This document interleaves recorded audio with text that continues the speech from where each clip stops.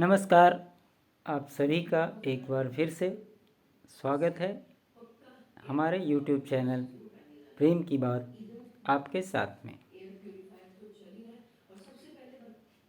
क्योंकि आपको पता है अभी बिहार के जो राजनीतिक समीकरण दिन प्रतिदिन बदल रहे हैं, तो उस पे चर्चा करना ज़रूरी हो जाता है। और यही कारण है कि कुछ बातें जब सामने आती है तो लगता है कि उसको आप सभी तक, आप लोगों के साथ शेयर करना ज़रूरी है। अभी कल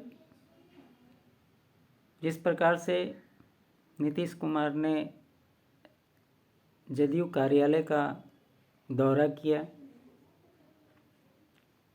अपने कार्यकर्ताओं नेताओं से मीटिंग की, अचानक से पहुंचने की स्थिति में एक तरह से भगदड़ का माहौल बना हुआ था। लोग सोच रहे थे कि अचानक से कैसे पहुंच गए। फिर उन्होंने मीटिंग की, आधा पौना घंटा के बाद वो वहाँ से कार्यालय से बाहर निकले, लेकिन किसी भी बात पर बोलने से वो बचते रहे। अब सवाल ये उठ रहा है कि लालू लीला करेंगे या नीतीश बैक गियर लगाकर अपनी कुर्सी को बचाएंगे। ऐसा मैं क्यों कह रहा हूँ, इसको समझने के लिए आपको 2017 एक बार ध्यान में लाना चाहिए। 2017 में भी जब महागठबंधन से वो अलग हुए थे, उस समय तेजस्वी यादव पर भ्रष्टाचार के जो आरोप लगे थे, उस पे उन्होंने सफाई देने के लिए बोला था। लेकिन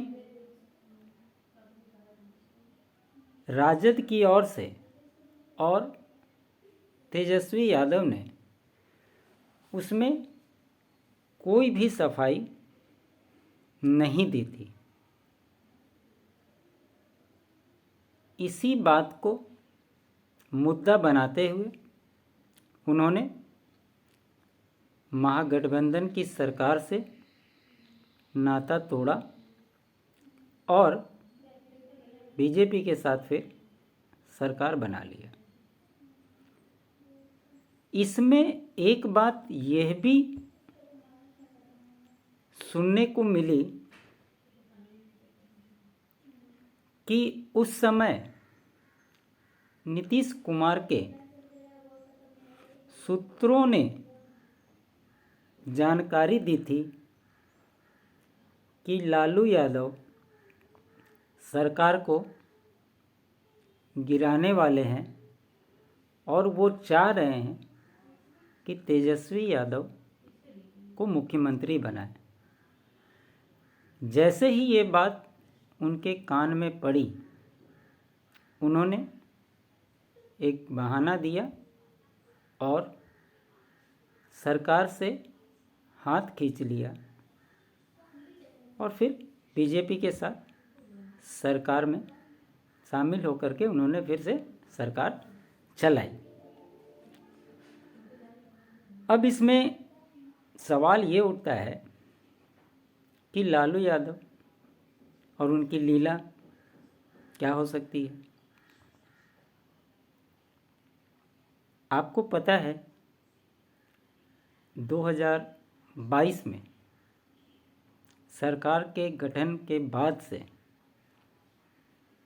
और INDIA गठन के शुरुआती दौर से ये हमेशा चर्चा बनी हुई थी कि लालू यादव तेजस्वी को मुख्यमंत्री की कुर्सी पर बैठाना चाहते थे और उसी के परिणाम स्वरूप नीतीश कुमार को राष्ट्रीय राजनीति में जाना जरूरी हो गया था। उसके लिए उन्होंने प्रयास शुरू किया और आपको पता है कि हर जगह जाकर हर एक दलों के नेताओं के साथ मिलकर उन्होंने इस गठबंधन की नींव रखी और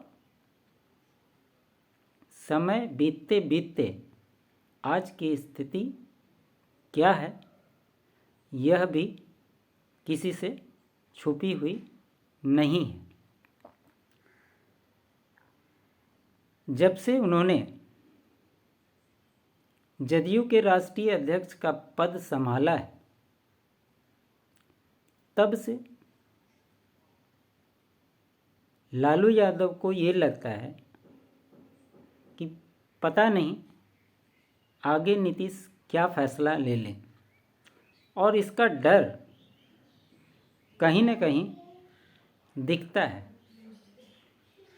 अब आप समझिए कि अगर नीतीश कुमार को प्रधानमंत्री बनाना होता तो लालू यादव पटना में डेरा क्यों डाले हुए रहते? क्योंकि पटना में डेरा डालने से नीतीश कुमार तो प्रधानमंत्री नहीं बन सकते हैं। इसके लिए उन्हें दिल्ली में रहना जरूरी था और वहाँ से अपना काम करते तभी नीतीश का गाड़ी आगे बढ़ सकता था, लेकिन ऐसा कुछ भी देखने को नहीं मिला और वो लगातार पटना में बने हुए। जहां अध्यक्ष बनने के बाद हमने भी कई वीडियो में ये खबर बताई कि मकर संक्रांति तक उसके बाद बिहार में कई तरह के राजनीतिक समीकरण बनते बिगड़ते नज़र आएंगे और हर दिन जिस प्रकार से घटनाक्रम बदल रही है उसके संकेत दिखाई देने लगे। आपको पता है जिस प्रकार से जातिगत गणना और उसकी रिपोर्ट को पेश किया गया था और उसको आधार बना करके यह कैलकुलेट किया गया था, सभी जातियों के वोट परसेंटेज को बताया गया था, किस जातियों की आबादी कितनी परसेंट है। उसके आधार पे नीतीश यह चाहते थे कि आने वाले चुनाव में उसका और उससे जुड़े समीकरण का कैसे फ़ायदा मिलेगा। लेकिन अगर इसको आप ध्यान से देखेंगे, यह दांव नीतीश पे उल्टा पड़ गया, क्योंकि जिस प्रकार से अगर आप एक बार वोट परसेंट को देखें, ओबीसी जाति की 27% भागीदारी है, ईबीसी 32% है, स्वर्ण करीब करीब 15% है। अब इसके खेल को अगर समझिएगा और इसके आंकड़ों को किस प्रकार से जस्टिफाई कर रहे हैं, इसके बारे में नीतीश क्या सोच रहे हैं। आपने देखा होगा सर्वे के रिपोर्ट आने के बाद कई सारी जातियों के नेताओं ने और उससे जुड़े समाज के लोगों ने यह सवाल उठाया था कि हमारा जो परसेंटेज दिखाया जा रहा है उससे हमारी आबादी कहीं ज़्यादा है, और इसके चलते कई जगह नाराज़गियाँ देखने को मिली जो कि खुल करके सामने आई। जिस प्रकार से लालू यादव का वोट करीब करीब 32-33% के आसपास है, इस आंकड़ों को देखते हुए अगर नीतीश अपने वोट को देखते हैं तो उनके हाथ बहुत कुछ लगता हुआ इंडिया गठबंधन में रहते हुए दिखाई नहीं देता। ऐसा मैं क्यों कह रहा हूँ? अब ओबीसी के 27% में 14% यादव जाति के, और बचे हुए जो 13% हैं वो जातियाँ नीतीश कुमार से इसलिए नाराज़ हैं क्योंकि वो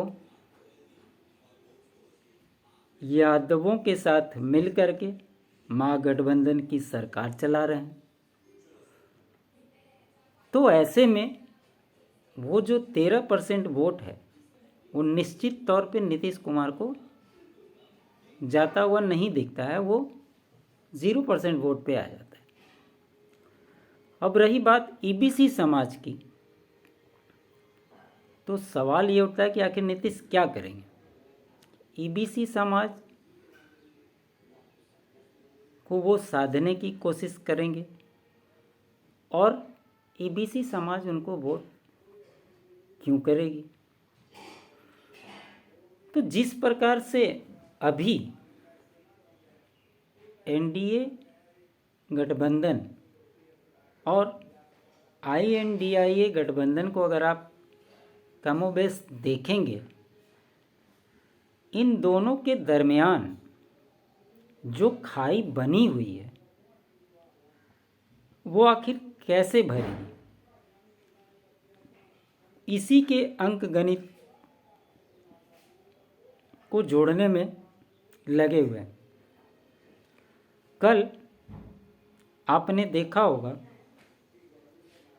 कि चिराग पासवान ने दही चूड़ा का भोज आयोजन किया था, जिसमें एनडीए गठबंधन के सभी प्रमुख नेता उसमें शामिल हुए थे।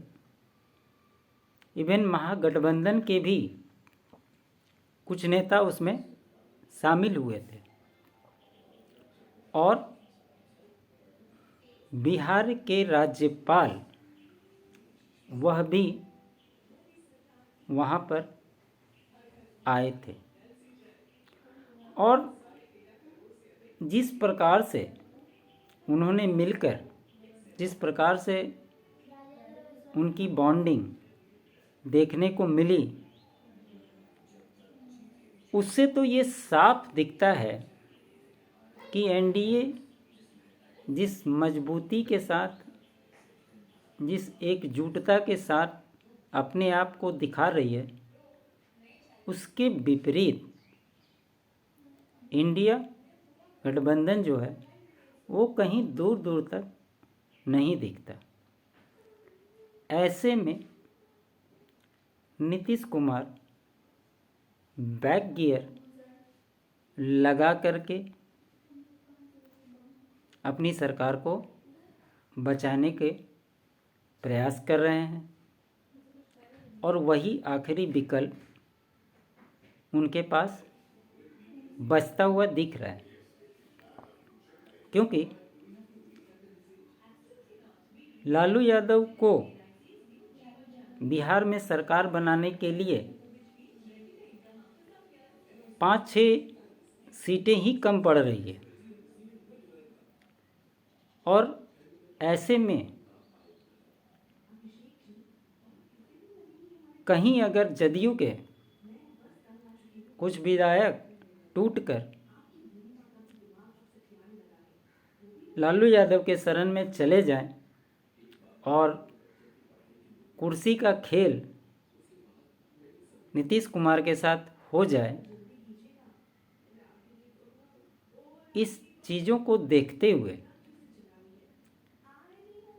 नीतीश कुमार बैक गियर लगाने के मूड में नज़र आ रहे हैं, क्योंकि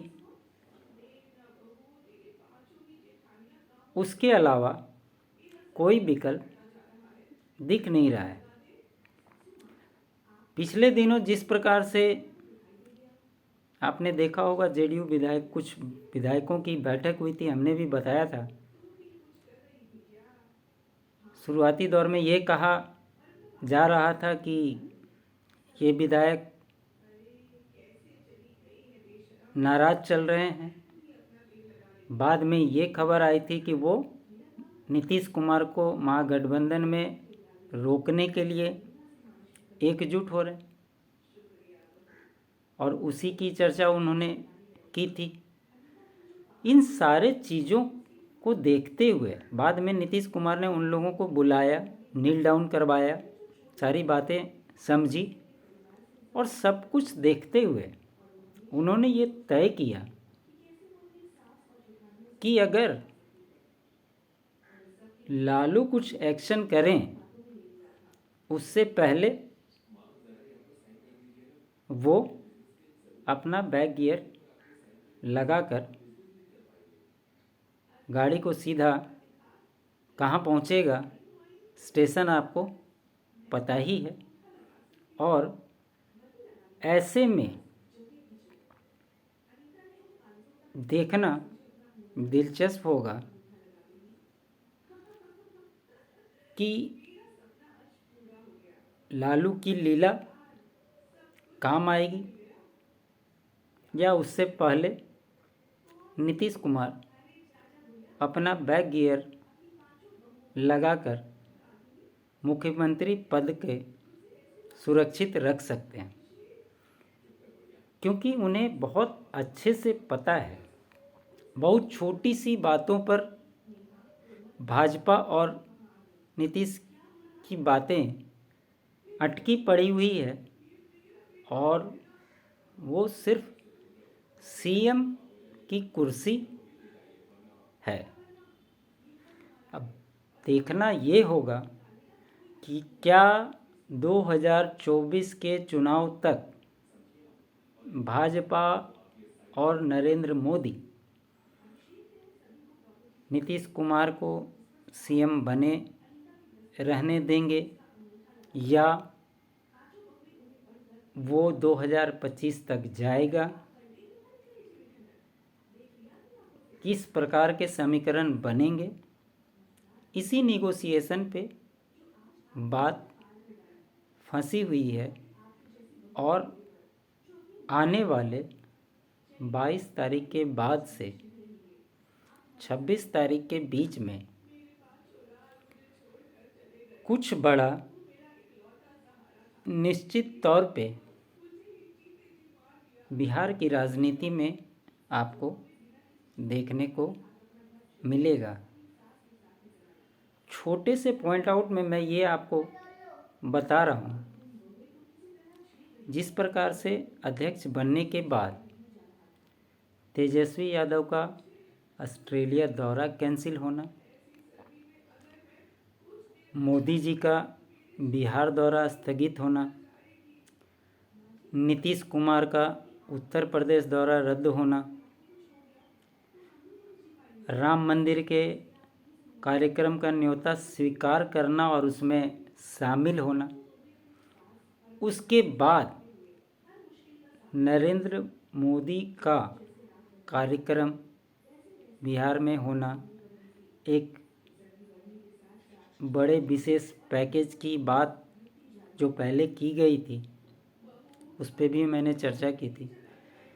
इन सारी तमाम बातों को अगर आप एक दूसरे से जोड़ेंगे, और जिस प्रकार से बीते दिनों में घटनाक्रम घटी है, ये एक दूसरे से आपको जुड़ते हुए दिखाई देंगे।